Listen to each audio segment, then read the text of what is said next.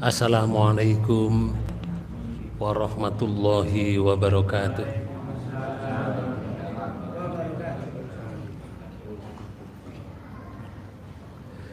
Bismillahirrahmanirrahim. Alhamdulillahil qail fi kitabihil karim. A'udzu billahi minasyaitonir rajim. Bismillahirrahmanirrahim.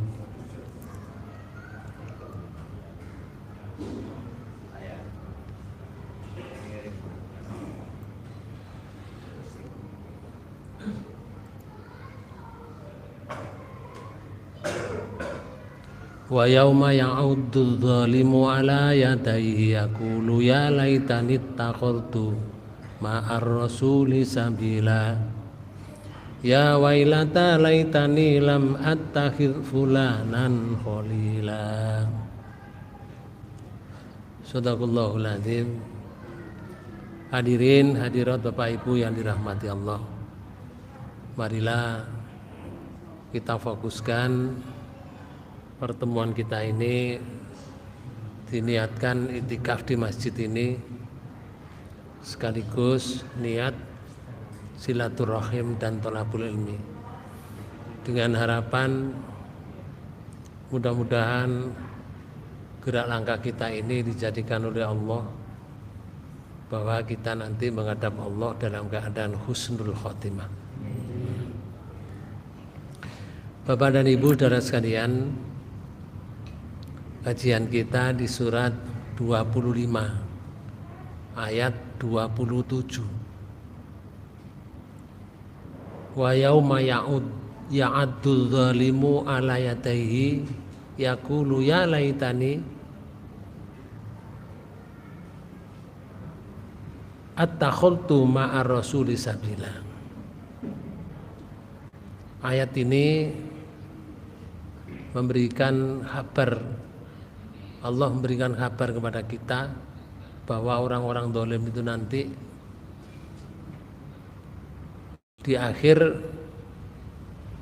dunia ini, di hari akhir, mereka akan menggigit dua tangannya. Artinya suatu ungkapan bahwa itulah sebuah penyesalan yang besar. Kenapa? Karena mereka salah langkah ketika waktu hidup di dunia.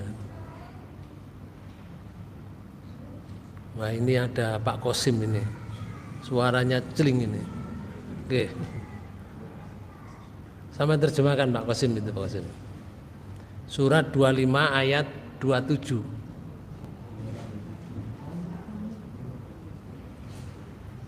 Dan ingatlah, kenceling teman, ini namanya kenceling.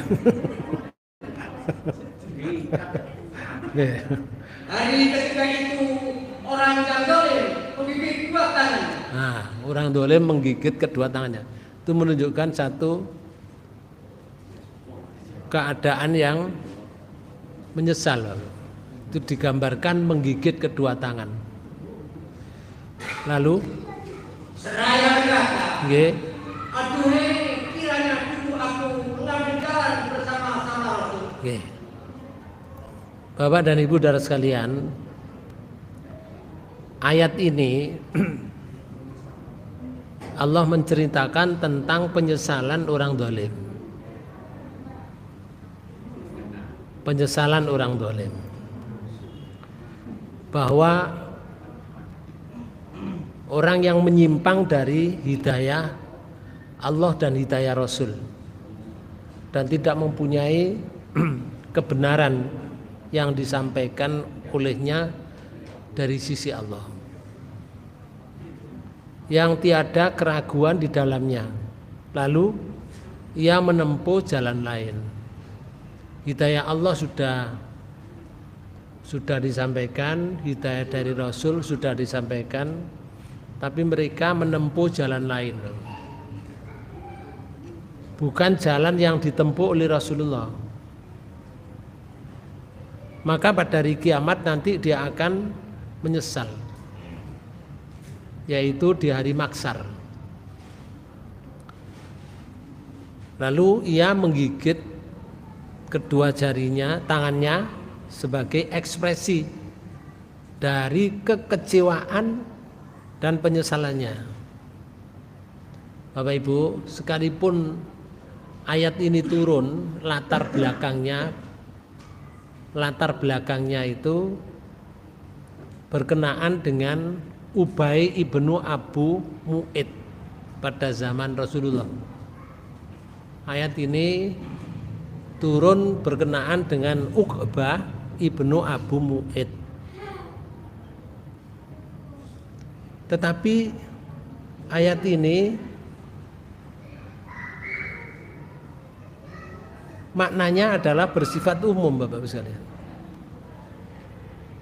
Mencakup semua orang yang dolim, bukan hanya Uqbah ibnu Abu Mu'id saja dan yang lainnya. Di ayat ini umum. Uqbah itu siapa ya? Ini dah. Uqbah itu bin Abu Mu'id bin Abi Amr bin Umayyah bin Abdusam bin Abdumanab bin Qusay bin Kilab bin Murrah bin Ka'ab bin Lu'ay bin Ghalib bin Fir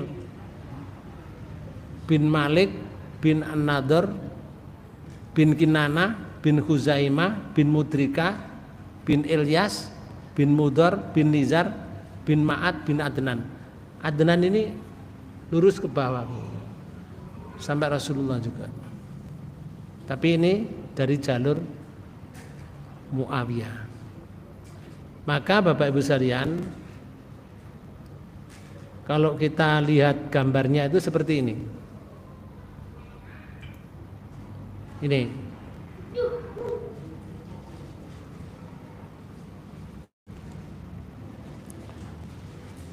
Di ayat ini menggambarkan bahwa Quraisy ini Quraisy menurunkan namanya Abdu Manab.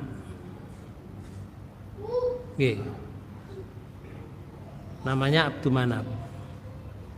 Kemudian Abdu Manab itu punya istri dua, namanya Atika karo Wakidah. Kayak arek gini ya. Kemudian Atika ini punya anak Muthalib, punya Hasim bin Hasim, punya Abdusam Bani Sam. Di sini Pak Bu, dari keturunan ini. Sedangkan Abdul Muthalib Hasim itu punya anak namanya Abdul Muthalib. Abdul Muthalib ini punya beberapa istri. Dari Fatimah itu menurunkan 1, 2, 3, 4, 5, 6, 7, 8. Namanya Abu Thalib, namanya Zubair, namanya Abdullah, namanya Ummi Hakim, namanya Barro, namanya Arwa, namanya Atika, namanya Umayyah. Umaymah maksudnya. Nah, di sini dari keturunan Fatimah ini, dari Abdul Muthalib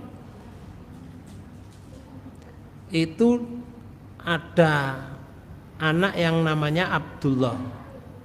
Abdullah ini menurunkan Nabi Muhammad sallallahu alaihi wasallam. Ini. Nah, Nabi Muhammad ini punya istri pertama itu Khadijah. Itu punya putra namanya Zainab, namanya Ruqayyah, namanya Fatimah dan Ummi Kulsum. Ruqayyah ini meninggal lebih dahulu, Pak Bu. Ruqayyah ini. Ini dulu dinikah oleh Utsman bin Affan. Ya. Terus ini meninggal Ruqayyah. Kemudian diberi dari keluarga Rasulullah lagi putrinya. Ruqayyah ini diberi Ummi Kulsum. Dinikahkan. Jadi mantu 2 kali, Bapak. Rasulullah, apa itu? Utsman bin Affan.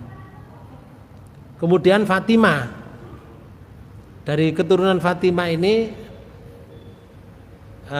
dapat Ali bin Abi Thalib. Ali anak Pak Thalib nih. Nggih. Lah, Ali ini punya anak dengan Fatimah ini, punya Hasan dan Husain. Yang mana Hasan ini setelah Ali terbunuh, Hasan ini diangkat menjadi Amirul Mukminin. Cuma hanya berselang 6 bulan, Bapak. Karena apa? Dari keturunan Ali ini tidak ambisi, namanya Hasan ini. Hanya berjalan 6 bulan. Kemudian diserahkan kepada Muawiyah. Nah, setelah itu dipeganglah kerajaan itu oleh Muawiyah. Nah, setelah Muawiyah memegang satu tampuk kekuasaan, Bapak sekalian, akhirnya Muawiyah ini kan punya anak namanya Yazid.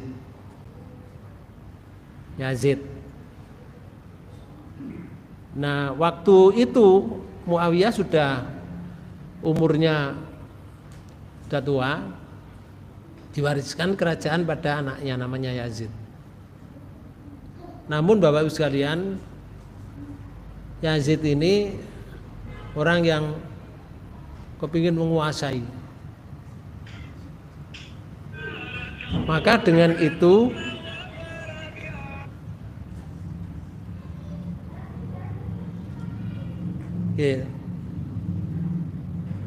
Yazid akhirnya tidak bisa menerima atas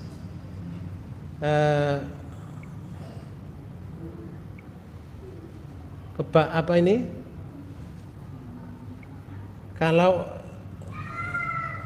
namanya Husain ini menjadi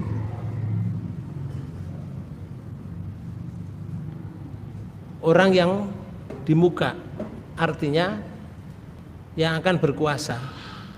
Makanya Husain ini akan dilantik oleh orang Kufah. Maunya ganti Muawiyah. Tetapi Husain ini, Bapak sekalian, nasibnya beda.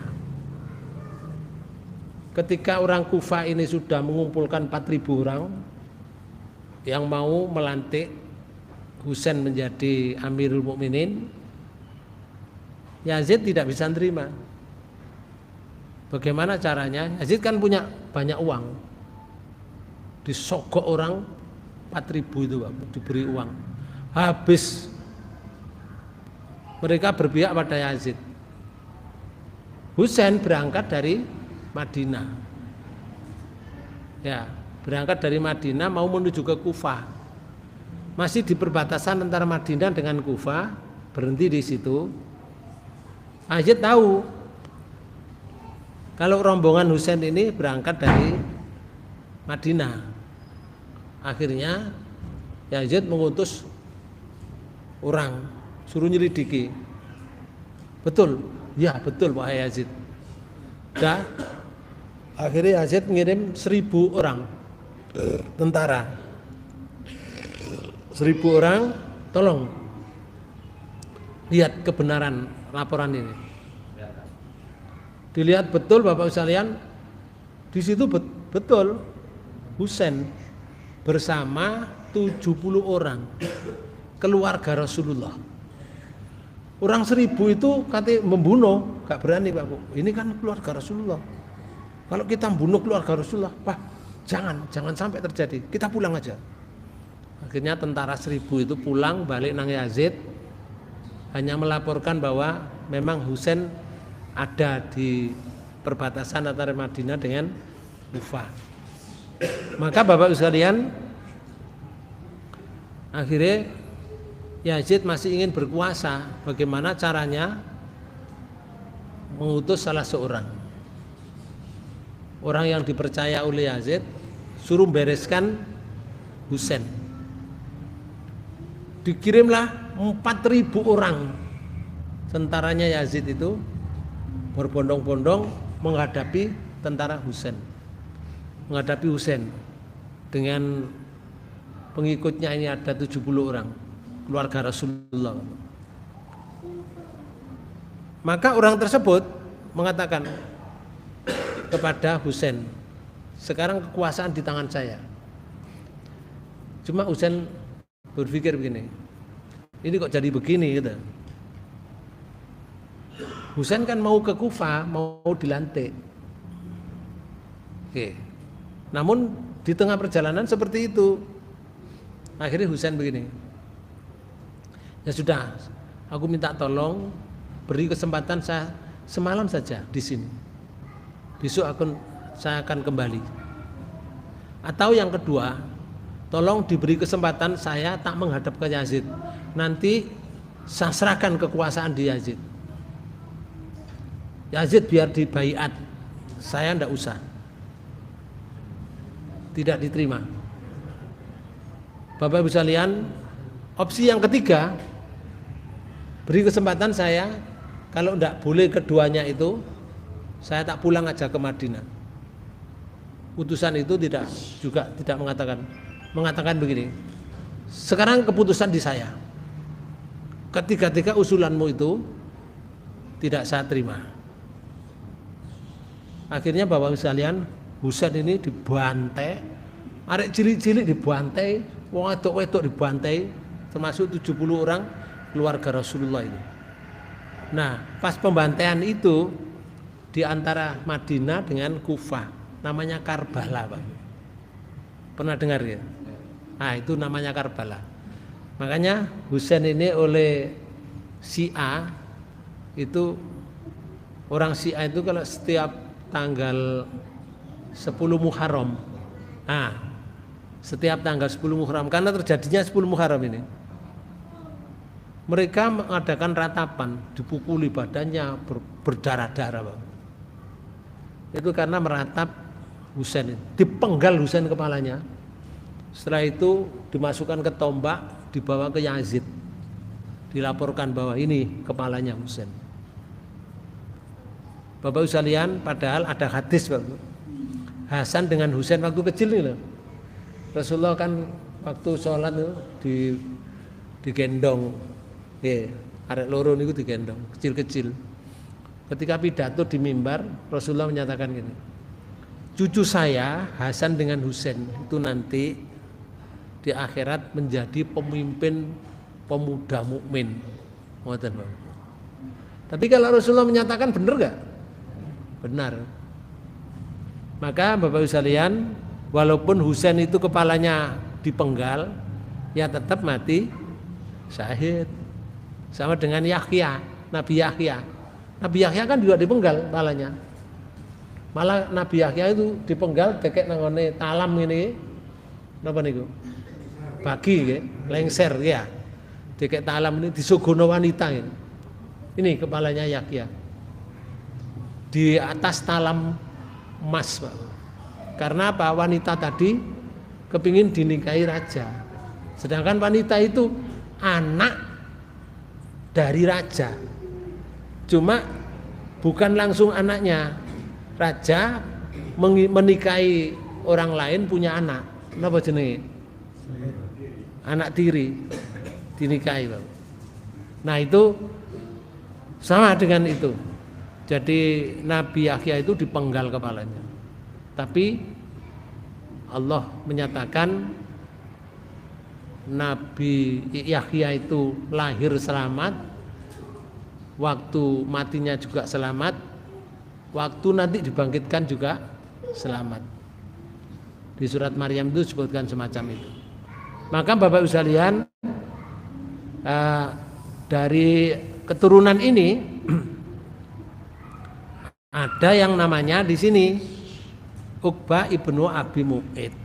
Ayat tadi berkenaan dengan itu. Dan yang lain. Namun Bapak bisa lihat, tidak hanya untuk itu, tapi ayat ini adalah sifatnya umum. Maka penyesalan mereka itu yang dilalaikan waktu kehidupan di dunia ini digambarkan oleh Allah yang pertama di surat 33 ayat 66 sampai ayat 68. Yauma tuqallabu wujuhuhum finnar yaquluna ya laitana ata'na Allah wa ata'na rasula. Ayat 66. Pada hari ketika muka mereka dibolak-balikkan dalam neraka. Kalau Mereka berkata, muka dibalak-balikkan ke dalam neraka ya bukan mukanya saja, duduk mukanya diwalak-walik ngene awake mboten. Bukan, dia masuk ke dalam neraka dibalak-balikkan. Lalu mereka mengatakan ngeten. mereka berkata, Nggih.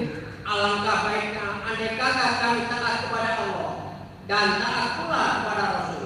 Kalau saya dulu waktu di dunia taat pada Allah, saya waktu di dunia dulu taat pada Rasul, saya tidak akan terjadi semacam ini. Karena mereka walaupun dibolak-balikkan dalam neraka itu tidak ada mati, Pak. Orang di neraka itu nggak mati, walaupun hancur, walaupun jadi nanah. Ada yang ya mereka rata-rata jadi nanah, Pak Bu. Terus nanah itu dijadikan minuman orang yang minta minum.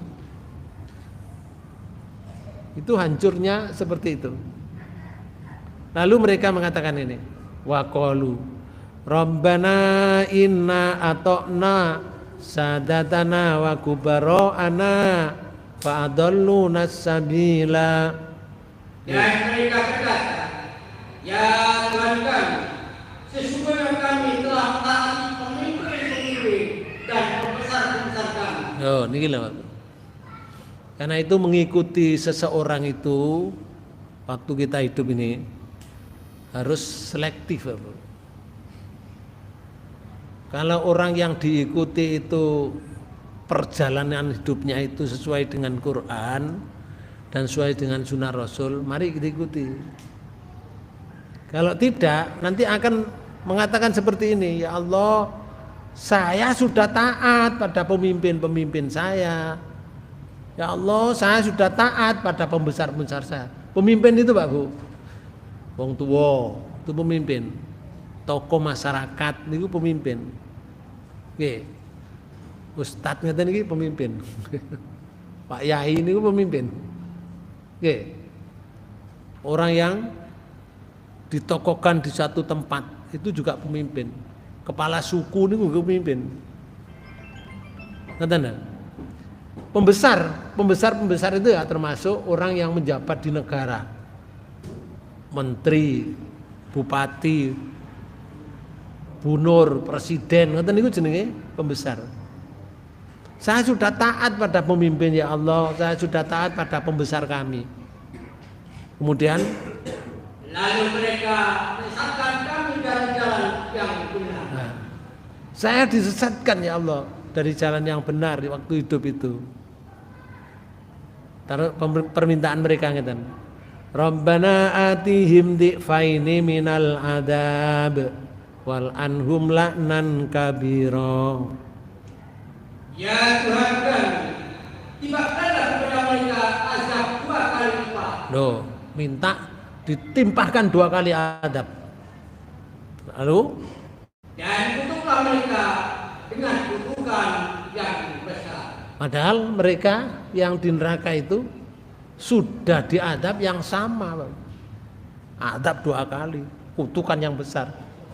Walaupun permintaan semacam ini, bahasa kita yang enggak direken oleh Allah. Mek ngomong tok, ini namanya nyesal. Contoh lagi ya, penyesalan mereka karena salah memilih satu pemimpin atau orang yang ditokohkan. Di surat 2 ayat 166 dan 167 itu Allah menyatakan ini. Idz tabarra alladziina tubi'u minal ladziina taba'u wa ra'awul adzaba wa taqatta'at bihimul asbab. Nih. Yaitu ketika orang yang diikuti itu berlepas diri dari orang yang mengikutinya. Jadi yang diikuti itu nanti kalau sudah masuk di akhirat baru di zaman akhir kan melihat adab itu berlepas diri, nggak tanggung jawab. Padahal kalau di sini itu orang yang diikuti itu koyo apa? Oke, namanya diikuti itu dimuliakan. Kepala suku itu ya dimuliakan. Namanya tokoh masyarakat di satu desa itu dimuliakan. Tapi kalau mereka tidak, apa yang dilakukan itu tidak sesuai dengan Quran, walaupun mulia di hadapan mereka, tapi tidak mulia di hadapan Allah. Mereka melihat adab, akhirnya buka tangan. Saya tidak tahu jawab kepada kamu. Makanya digambarkan oleh Allah seperti ini. Dan mereka melihat siksa. Yeah. Dan ketika segala hubungan antara mereka terputus sama sekali. Sudah terputus, Bang. Artinya sudah tidak ada hubungan. Akhirnya orang yang mengikuti itu komentar ngeten. Nah, ini namanya nyesal ya. Komentarnya di ayat 167. Wa qala alladziina taba'u law anna lana karrotan wa natabarra'a minhum kama tabarra'u minna. Dikira. Dan berkatalah orang-orang yang mengikuti. Nah, sing ngikuti ngomong ngeten. Seandainya kami dapat kembali ke dunia, pasti kami akan berlepas diri dari mereka. Seandainya niku bisa nggak kembali ke dunia? Nggak bisa. Seandainya nggak bisa kembali, Bapak. Kok umpama aku so bali nang donya ngono, saya akan berlepas diri dari mereka. Halo? Sebagaimana mereka berlepas diri dari kami. Loh, ngoten, Bapak. Itulah satu penyesalan. Karena itu Allah menyatakan ini. Kadzalika yurihimullahu a'malahum khasaratin alaihim. Nih. Demikianlah Allah memperlihatkan kepada mereka amal perbuatannya menjadi sesalan bagi mereka. Sal. Perbuatannya menjadi sesalan. Karena itu begini, Pak Bujaran. Apa yang dilakukan di masyarakat pada umumnya, apa yang kita lihat, jangan lalu kita mengikuti begitu saja, Bapak. Dilihat yang dilakukan di tengah masyarakat itu, apa ada perintah dari Allah, apa ada contoh dari Rasul. Kalau tidak ada, jangan diikuti. Walaupun panitianya itu tokoh agama di situ misalnya, walaupun kalau itu tidak ada dasar dari Al-Quran dan tidak dicontohkan oleh Rasul, jangan diikuti. Apa masalahnya? Karena di surat 6 itu Allah menyebutkan begini, ayat 116. Ini kira. Wa in tuti aksara man fil ardi yudilluka an sabilillah. Nih. Dan jika kamu mengikuti kebanyakan orang-orang yang di muka bumi ini. Nah, kalau kamu mengikuti kebanyakan orang berbuat di muka bumi ini, terus ya Allah, niscaya mereka akan menyesatkanmu dari jalan Allah. nah, gila Pak Bu. mereka akan menyesatkan kamu dari jalan Allah. Jalan Allah itu jalan yang benar. Oke. Mereka akan menyesatkan. Loh, kenapa kok menyesatkan? Allah menyatakan ini. Iyattabi'una illa dhanna wa inhum illa yakhrusun. Mereka tidak lain hanyalah mengikuti persangkaan belaka. Ini masalahnya. Jadi yang diikuti itu sebuah persangkaan, bukan ajaran. Aku tak nglakoni ngene, engko akan jadi begini. Wah, iki ana Rebu Wekasan misalkan, ana nggih Rebu Wekasan. Oke. Aku ana Rebu Wekasan, aku tak nglakoni salat ngene, bacaan rakaat pertama setelah Fatihah ini, bacaan rakaat kedua ini nanti saya lakukan 4 rakaat misalnya. Bapak Ibu sekalian, Rasulullah tidak pernah memberikan contoh. Tidak ada sholat Rebu Wekasan itu tidak ada. Atau Rebu yang tidak diwekas, itu yang tidak ada. Itu tidak ada ajaran. Maka itu adalah sebuah perbuatan, hanya sebuah persangkaan belaka. Bahaya, Bapak. Kalau ada dasar dari Rasulullah nggak apa-apa dilakukan. Tapi kalau tidak ada, jangan ikuti. Nanti mereka akan menyesatkan kamu dari jalan Allah. Kenapa? Karena mereka hanya mengikuti persangkaan belaka. Pertama, yang kedua. Dan mereka tidak lain hanyalah berdusta terhadap Allah. Nah, mereka berdusta terhadap Allah. Berdusta itu bagaimana? Ngeten. Di atas namakan agama. Perbuatan itu. Padahal agama tidak mengaturnya. Agama tidak memerintahkannya. Ngoten niku atas nama agama itu berdusta terhadap Allah. Bahaya, Pak Bu. Orang yang mendustakan agama Allah niku atau berdusta atas nama agama perbuatan itu. Iku lek gak bertobat kepada Allah, lek mati, Pak Bu. Loro. Contoh nggih, di surat 6 pancet nggih. Cuma di atasnya. Di ayat 93 itu ada kalimat ngeten. Di tengah-tengah nggih. Tengah-tengah ayat. Walau taro ididz zalimuna iki fi ghamaratil maut wal malaikatu basitu aidihim akhriju anfusakumul yauma tujzauna adzabal hun bima kuntum taquluna 'alallahi ghairal haqq. Niki. Dan alangkah dahsyatnya gitu. Alangkah dahsyatnya. Nggih. Sekiranya kamu melihat orang-orang yang boleh berada dalam tekanan sakaratul maut. Nah, orang dolim itu kalau dalam tekanan sakaratul maut itu berarti kate mati, Pak. Nggih. Namanya kate mati itu tekanan sakaratul maut. Lalu Allah mengkabarkan ngeten. Sedang para malaikat mukul dengan tangan. Wanteng mbek malaikat. Wong jange mati loh diantemi, tapi kita nggak tahu kan. Kalau mereka itu dolim, belum bertobat kepada Allah, nek katene mati diantemi malaikat. Kita nggak tahu. Malaikat telu muni ngeten. Siapa yang berkata? Nggih, malaikat ngeten. Keluarkanlah nyawa. Ayo tokno nyawamu. Gak gelem itu, Pak. Wong dolim ya. Ditunjukkan siksa ya, gak gelem itu. Tapi diantemi pada akhirnya metu, Pak. Lalu malaikat mengatakan ngeten. Di hari ini kamu dibalas dengan siksaan yang sangat menghinakan. Masya Allah. Kenapa kok dibalas dengan siksaan yang menghinakan hari keluarnya nyawa itu?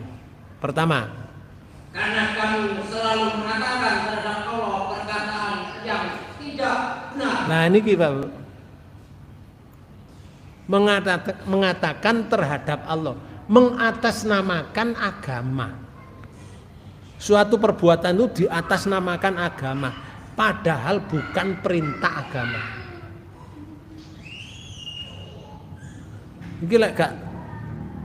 Kalau mereka itu tidak tobat, diantemi malaikat menurut ayat ini. Duduk kula, Bu. Niki ayat sing ngomong. Ya. Sing nomor loro sing garai diantemi malaikat ketemu tuh nyawane. Dan karena kamu selalu menyombongkan diri terhadap ayat-ayatnya. Menyombongkan diri. Bapak dan Ibu saudara sekalian, karena itu di surat 40 ayat 47 sampai ayat 50 Bapak, itu ada orang bertengkar di neraka nanti. Ada orang bertengkar di neraka. Banyak ayat Pak Bu, saya sebutkan beberapa nanti ya. Di neraka itu bertengkar. Contohnya ya, di ayat 47, surat 40. Allah menyatakan begini. A'udzubillahi minasyaitonirrajim. Bismillahirrahmanirrahim. Wa idh yatahajjuna fin nari fayaqulu du'afa'u lilladzina istakbaru inna kunna lakum taba'an fahal antum mughnuna anna nasiban minan nar. Dan ingatlah ketika mereka berbantah-bantah dalam neraka. Ini gila. Jadi besok itu akan terjadi orang berbantah-bantah dalam neraka. Sudah dalam siksa tapi berbantah. Berbantah ini apa? Engkel-engkelan nggih. Bahasa mriki engkel-engkelan. Geger ngono, Bu. Nggih. Sudah mendapat siksa, geger nang neraka. Ngomong ngeten. Maka orang yang lemah berkata kepada orang yang menyombongkan diri. Yang lemah itu yang mengikuti, Bapak. Kaum yang mengikuti. Berkata kepada orang yang menyombongkan diri. Yang menyombongkan diri itu orang yang diikuti. Ngomong ngeten. Sesungguhnya kami adalah pengikut-pengikutmu. Waktu dulu aku mengikuti kamu, waktu hidup di dunia. Apa yang kamu perintahkan, aku ikut. Terus? Maka dapatkah kamu menghindarkan dari kami sebagian azab api neraka? Bisa enggak kamu menghindarkan sebagian kecil aja azab dari neraka yang kita rasakan ini? Kan pongi kedua-duanya di neraka gitu. Enggak ya? Maka ayat 48 qala alladzina istakbaru inna kullun fiha innallaha qad hakama bainal ibad. Orang-orang yang menyombongkan diri enggak. Sesungguhnya kita semua sama-sama dalam neraka. Oh, ngoten, Pak. Jadi sing menyombongkan diri itu orang diikuti. Awake dhewe padha-padha nang neraka kon ojo kakean macem kan. Padha-padha nang neraka iki dadane. Ngoten, Pak. Terus karena sesungguhnya Allah telah menetapkan putusan antara hamba-hambanya. Lalu orang yang mengikuti tadi, karena sudah tidak ada jawaban dari yang diikuti, beralih pertanyaannya di ayat 49. Wa qala alladziina fin nari li khazanati jahannam. Orang ini ayat 49. Dan orang-orang yang berada dalam neraka berkata kepada penjaga-penjaga neraka jahanam. Mohonkanlah kepada Tuhanmu supaya Dia meringankan azab dari kami barang sehat. Wahai malaikat, ud'u rabbakum yukhawwif anna yauma minal adab.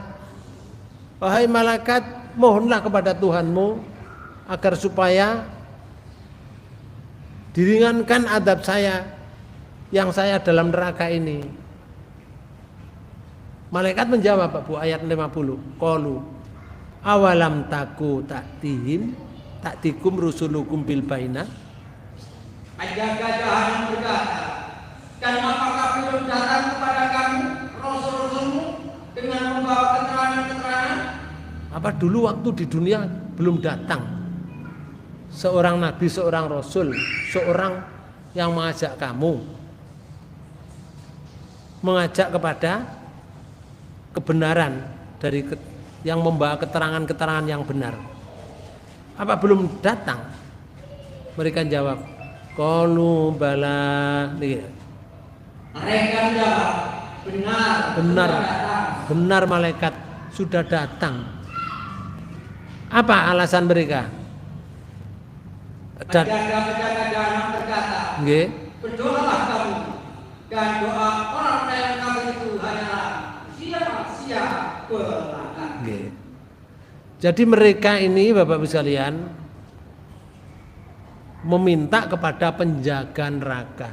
Malaikat penjaga neraka niku ono sebutannya malaikat Malik. Ono namanya malaikat Zabaniyah. Banyak ya. Malaikat mengatakan, "Apa belum datang orang yang membawa kebenaran dulu untuk menyampaikan kepadamu." Benar, malaikat sudah datang. Jadi malaikat ini, ya wis njaluk dhewe kan. Orang kafir itu permintaannya adalah sebuah sia-sia belaka, tidak akan diterima oleh Allah. Ini yang kedua. Ada lagi Bapak Ibu sekalian, contoh lagi di surat 34. Nih, surat Saba. Di ayat 31 itu Allah mengisahkan begini. Wa qalal ladzina kafaru lan nu'mina bihadzal Qur'an wala billadzi baina yadayhi walau tara idz zalimuna mufuna inda rabbihim yarji'u ba'duhum ila ba'dil qawla yaqulul ladzina istud'ifu lil ladzina istakbaru. Sama dengan itu tadi. Dan orang-orang kafir berkata, kami sudah tidak akan beriman kepada Al-Quran ini. Nggih. Dan tidak pula kepada kitab yang sebelumnya. Kemudian Dan alangkah hebatnya kalau kamu lihat ketika orang yang zalim itu dihadapkan kepada Tuhan, nggih. sebagian dari mereka berhadapan perkataan kepada sebagian yang lain. Munine ngeten. Nggih. Orang-orang yang dianggap lemah berkata kepada orang yang menyombongkan diri. Yang dianggap lemah itu berarti pengikut. Yang menyombongkan diri yang diikuti. Terus ngeten. Kalau tidaklah karena kamu, tentulah kami menjadi orang-orang yang beriman. Nggih. Ini gara-gara kamu aku masuk neraka. Pun balik-balik SMS aku. Aku kok undang terus ngono. Kok parani nang omah. Ya nek ngono gak ana SMS e, Bapak. Kula dhewe ngomong. Kan sudah modern semacam ini ya. Saiki undangannya gak usah nulis ya. Pakai SMS, WA nah, sudah selesai. Nanti akan ngusut Pak Bu orang yang diundang ini. Karena jalan yang ditempuh salah.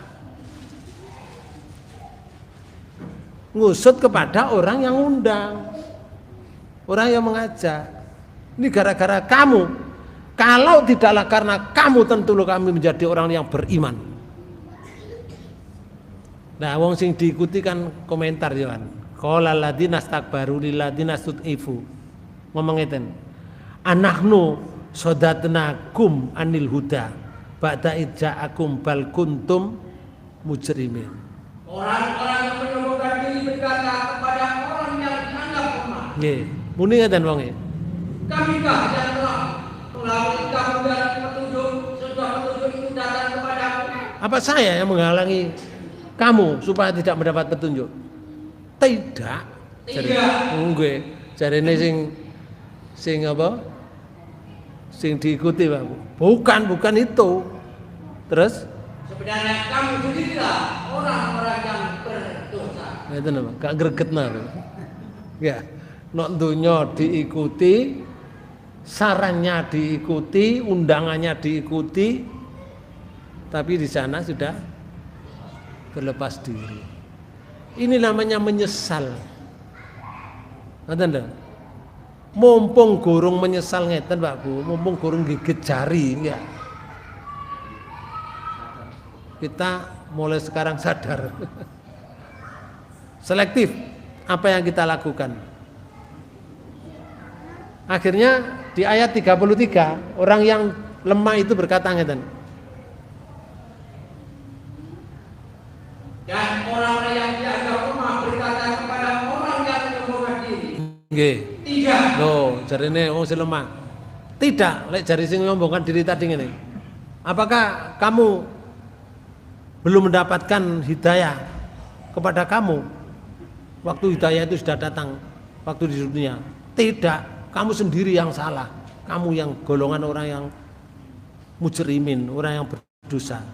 Jarine sing lemah ngomong ini. Tidak, jarine sing lemah ngomong ngeten. Sebenarnya tipu daya kamu di waktu malam dan siang yang menghalangi kami. Ketika kami menyeru kami supaya kami kembali kepada Allah dan dijadikan sekutu-sekutu baginya. Awakmu kan ngejak aku siang malam. Sampai aku kok jak nang warung barang. Gak ono nang kono warunge, Pak Bu. Kula dhewe niki. Enggak, wong kafir niku lek ngajak kancane niku gak trima ngono. Jadi dijak nang warung, dijak ngelencer, tapi pada akhirnya diselewengkan supaya mensekutukan Allah. Supaya tidak percaya dengan Quran. Jadi dihalangi, Pak Bu. Nek katene ngaji ngono, waktune pengajian ngono. Ono ya acara. Wah, kok ngelencer ngono. Ben ora melok ngaji. Ngoten lho. Cek gak teko. Ono undangan ngono. Ada undangan apa? Ngaji. Ah, balik-balik ngaji. Meneh iku lho ono waktu ngono barang, Pak. Oke. Terus disemayani. Kang ngoten niku nanti akan menyesal mereka. Mereka di sana akan bantah membantah. Kemudian Allah menyatakan di ayat ini, kedua belah pihak menyatakan penyesalan tatkala mereka melihat azab. nggih. Dan kami pasang belenggu di leher orang-orang yang kafir. Masya Allah. Dipasang belenggu di lehernya, padha mbek anjing kate ditarik ngono kok. Dikalungi. Ya. Napa dikalungi rantai ditarik. Lah wong iki, Pak Bu.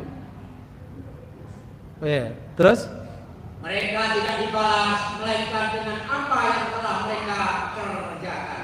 jadi yang dikerjakan itu menjadi balasan untuk mereka.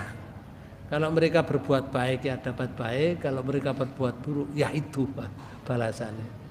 Ngoten lho. Para bapak dan ibu saudara sekalian, saya tunjukkan satu lagi. Misalnya di surat 7 nih. Surat Al-A'raf. Oke. Ayat 38. Nih, ada kalimat ngeten. Qad khulu fi umamin qad khalat min qablikum minal jinni wal insi finnar. Allah berfirman, Nggih. masuklah kamu sekalian ke dalam neraka bersama umat-umat jin dan manusia yang telah terdahulu sebelum kamu. Nah, silakan kan masuk. Nek kuno ana umat-umat yang dahulu, golongane jin, golongane menungso. Ayo, silakan masuk. Nang neraka, Pak Bu. Ya, disuruh masuk. Terus Setiap suatu umat masuk ke dalam neraka, dia mengutuk kawannya yang menyesatkannya. no. Ngutuk kawane. Iki lho gara-gara kamu aku dimasuk nang neraka iki. Ngoten lho. Ati kancane di Senen di. Nggih, sentak-sentakan nang neraka kuno. Ngene iki lak gak enak sih. Ya, katene balik nang donya ya gak iso.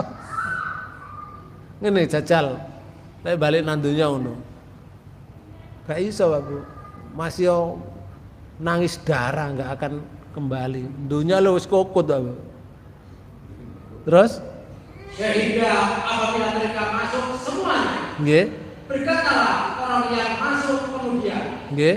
di antara mereka kepada orang yang masuk terdahulu. Ah, sing masuk guri-guri. Ya wis masuk kabeh sing guri-guri baru masuk nang neraka. Komentar Pak Bu sing guri niku. Terus? Ya Tuhan kami, mereka telah menyesatkan kami, sebab itu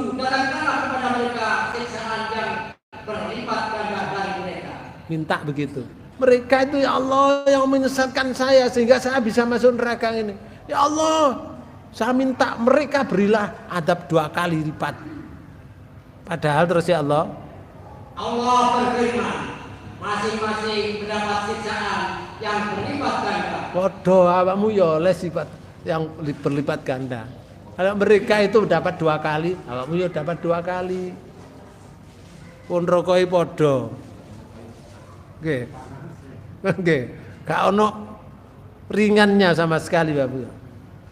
Lalu akan tetapi kamu tidak mengetahui. Kamu tidak tahu kalau kancamu oleh 2 kali lipat. Kamu sendiri merasakan 2 kali lipat. Gak oleh kancamu juga dapat 2 kali lipat. Sama dengan kamu. Podo. Maka di ayat 39 waqalat ulahum. Nih. Ya berkata orang yang masuk terdahulu di antara mereka. Ikomang sing masuk kemudian. Sing masuk keri-keri. Nah sing masuk keri-keri kan ini, ya Allah berilah mereka 2 kali lipat siksa. Lah sing masuk dhisik komentar yoan ngeten. Kepada orang yang masuk kemudian. Nggih, komentar pada orang yang baru masuk. Komentar ngeten. Kamu tidak mempunyai kelebihan sedikit pun atas kami. Yo. Kamu lho padha mbek aku, gak duwe kelebihan. Lah apa kon kate njaluk supaya diberi siksa 2 kali lipat. Apa kelebihan kamu dengan saya? Padha-padha nang neraka. Ayo, jajal ngomong apa kira-kira? Maka rasakanlah siksaan karena perbuatan yang telah kamu lakukan. Nggih. Ngeten niki namanya penyesalan. Ya. Kalau kita berpikir jauh, maka tidak akan terjadi semacam ini. Makanya meneh-meneh ku ana wong ini di surat 35 ya, misalnya ya. Ana wong sing nang neraka niku muni ngene. Surat 35. Surat Fatir, ya. Di ayat 37 itu Allah menyatakan ini. A'udzubillahi minasyaitonir rajim. Wa hum yastarihuna fiha Rabbana akhrijna na'mal sholiha ghairal ladzi kunna na'mal awalam nu'ammirkum ma yatadzakkaru fihi man tadzakkara wa ja'akumun nadhir fadzuqu fama lidzalimina min nasir. Nih ayat 37. Dan mereka berteriak di dalam neraka itu. Oh, berteriak di dalam neraka, menarik nafas dengan merintih dalam neraka loh. Ya Tuhan kami. Oke, komentar mintanya begini. Keluarkanlah kami, niscaya kami akan mengerjakan amal yang soleh, berlainan dengan yang telah kami kerjakan. Oh. Ya Allah, keluarkan saya dari neraka. Kalau saya dikeluarkan nanti beramal yang soleh, yang berlainan dengan yang dulu saya lakukan waktu di dunia. Ya gak ada Pak Bu, wong dunya wis gak ono. Ditokno nanti dari neraka. Apa ditokno pinggirin neraka ngono terus tengok-tengok nang kono. Ya gak iso. Wis gak ono amal lagi lho. Di akhirat itu kita sudah tidak dituntut ibadah. Sudah tidak dituntut puasa, tidak dituntut sholat. Mek tengok-tengok tok Bapak. Sina surga iku tengok-tengok tok. Ngomong-ngomong nek kancane mari pegel turu. Terus minggir nangone nisare pohone langsung nggih buahnya mendek ngene, sret, karek mudhek crek dipangan. Ya, nek wong iku apa iki? Glendang ngono buahe melak glendang sret ngeten. Ya, dipethek ambek glendang ini. Kutufuha daniyah. Didekatkan. Buah itu didekatkan, Pak. Enggak ada alam seperti itu. Yang ada di surga. Kalau wis pegel mangan kunus, wis saiki nyingkri rono, tengok-tengok ngene dipan-dipan, hadap-hadapan ambek kancane. Fi jannati yatasaalun. Di surga itu yatasaalun, ngomong-ngomongan. Kalau ngomong-ngomongan waktunya di surga itu lama. Berarti ngomong wakeh Pak Bu. ngomong akeh. Kira-kira ngrasani kancane barang enggak? Loh? Ya iya. Bebas di sana. Di sana kadang-kadang membicarakan temannya. Di surga itu. Nek di neraka kok ngomong, ya sambat tok Pak Bu, menjerit-jerit tok. Ayat ini nyatakan, kalau aku dikeluarkan ya Allah, saya akan beramal soleh yang tidak seperti yang dulu saya lakukan. Makanya disebutkan disebutkan oleh Allah. Awalam nu'amir kum ya ma yatadakkaru fihi man tadakkara. Dan apakah kami tidak mengajarkan umurmu dalam masa yang cukup untuk berpikir? Orang yang mau berpikir kan dua pikiran, tak panjang umurmu. Kalau kamu memanfaatkan pikiranmu, bisa itu, sudah mampu, waktunya lama. Ini yang pertama. Yang kedua, dan apakah tidak datang kepada kamu memberi peringatan? apa biyen guru ngono pengajian? Lah nggih. Wis ono pengajian. Nek ndi ae dipuarani pengajian niku. Nggih. Enggak. Ah, wae nggih sing diparani. Kayak ngono kok gak dia tidak menyesal. Nggih. Dikandani kalau sini ki wong gak tau ngaji kata ini ki.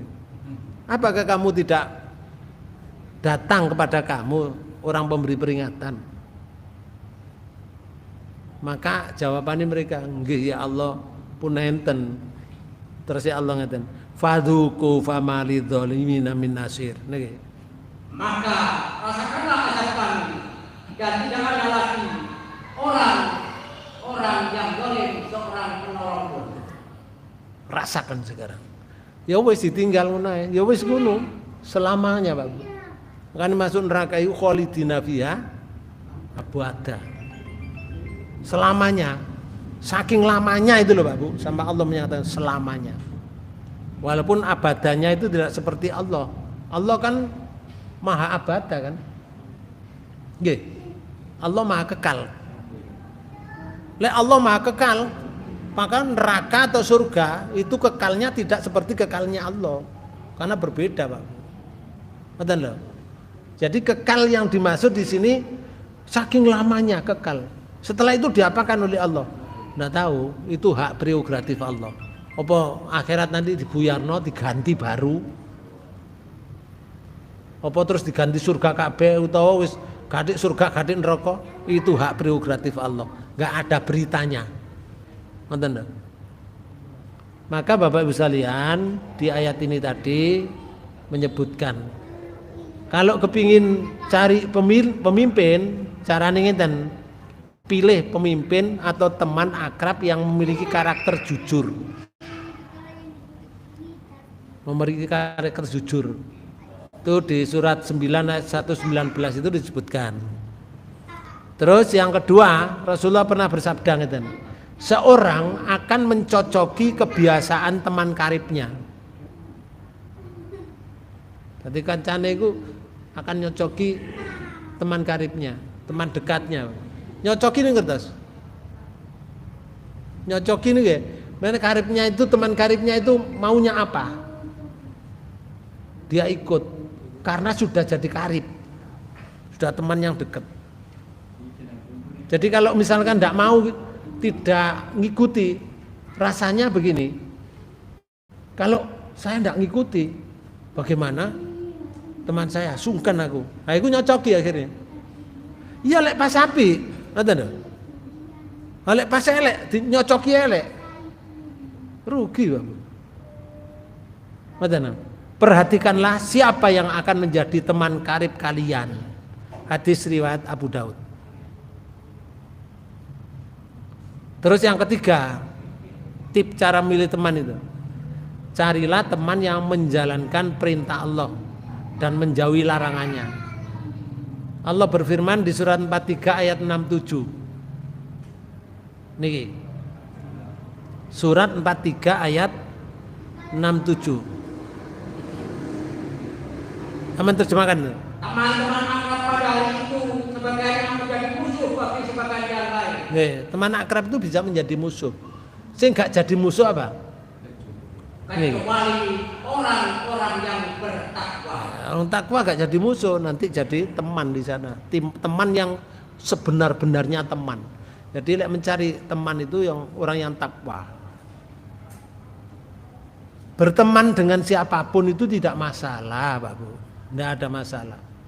Bahkan Rasulullah dulu senantiasa berbuat baik, bahkan kepada orang kafir pun, kepada orang munafik sekalipun, Rasulullah masih berbuat baik. Akan tetapi untuk menjadikannya sebagai teman dekat atau sahabat dekat, tentu merupakan hal yang berbeda. Saya ambil orang kafir, silakan berbuat baik, tapi bukan teman dekat. Betul? Ya sebagai teman biasa saja. Kepada orang munafik, ya teman aja lah. Bukan teman dekat. Kalau teman dekat kita jadi munafik nanti, katut. Karena teman itu nanti akan mencocoki kebiasaan temannya. Ya kalau kita bisa mempengaruhi, Pak, kita baik, berteman dengan yang lain bisa mempengaruhi, gak apa-apa, lebih baik itu, dipengaruhi baik. Tapi kalau kita yang terpengaruh, ini biasanya ya berteman itu, lek gak dia ndak punya kekuatan ini akidah yang kuat, biasanya katut kancani diwarnai oleh temannya, gak bisa mewarnai. Nggih. Itu cara Rasulullah cara memilih teman. Rasulullah pernah bersabda di dalam hadis Bukhari, maukah kalian aku beritahu tentang penghuni surga? Para sahabat menjawab, tentu ya Rasul. Dia bersabda, yaitu setiap orang yang lemah dan diremehkan oleh orang lain. Orang lemah diremehkan orang lain, tapi ibadahnya baik, penduduk surga itu. Paham, Bang? Orang lain, orang meremehkan, orang meremehkan, orang yang lemah karena diremehkan oleh orang, tapi ibadahnya baik, penduduk surga itu. Tetapi seandainya mereka bersumpah demi Allah, pasti sumpahnya dikabulkan oleh Allah. Karena orang yang tertindas, lemah. Dan maukah kalian aku beritahu tentang penghuni neraka? Jawabnya, ya mau ya Rasul. Rasulullah menyatakan, yakni setiap orang yang sombong, setiap orang yang kasar, dan setiap orang yang bermegah-megahan. Lek muni sombong, kasar, bermegah-megahan, berarti ndak iman. Ndak iman, Bang. Lek wong sugih niku mboten megah-megahan. Sugih ngono ae. Nggih. Orang mengerti mampu untuk berbuat begini-begini, bukan sombong. Karena dia punya kemampuan. Skillnya seperti itu. Ya wong sombong itu artinya gini, dia menolak kebenaran. Terus bahasa hadisnya kan, si jenenge al-kibru, orang yang sombong itu batorul haq wa ghamtun nas. Orang yang menolak benar, wa ghamtun nas, dan menceketerkan orang. Napa menceketerkan? Nggih, meremehkan orang. Ya itulah orang sombong. Nggih. Berarti orang itu diremehkan. Begitu itu kalau tidak tobat, Pak Bu, masuk neraka. Naudzubillah min dzalik. Semoga-moga mohon kula panjenengan selalu dalam bimbingan Allah Subhanahu wa taala. Sehingga kita nanti meraih husnul khotimah dan surganya Allah Subhanahu wa taala. Itu yang bisa saya sampaikan Bapak sekalian. Lebih kurangnya mohon maaf.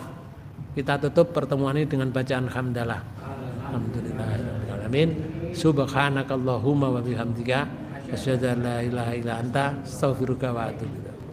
Kurang lebihnya mohon maaf. Wassalamualaikum warahmatullahi wabarakatuh.